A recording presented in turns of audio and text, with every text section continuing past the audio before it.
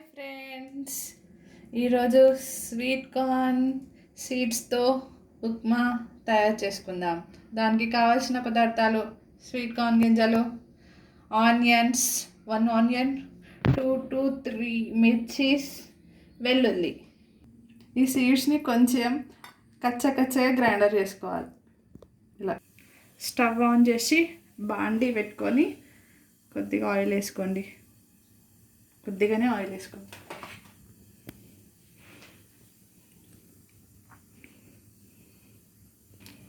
Oil వేడైనాక 1 spoon జీరా,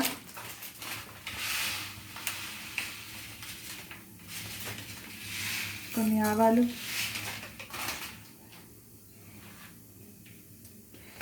onions,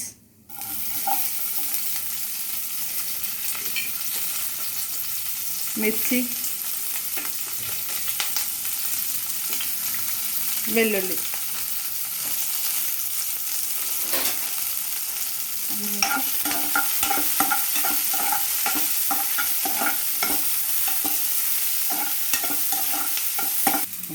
చిటికెడు పసుపు,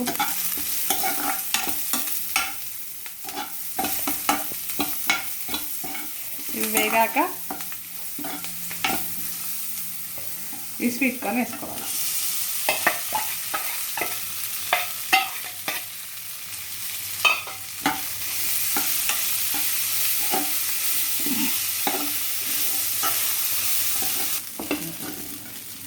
ఇలా కలుపుకోవాలి. ఇలా కలుపుతూనే ఉండాలి, కింద ఫ్రై కాకుండా ఉండడానికి.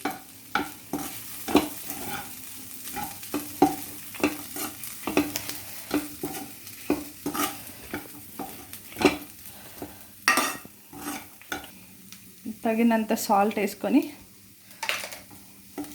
మళ్ళీ కలుపుకోండి.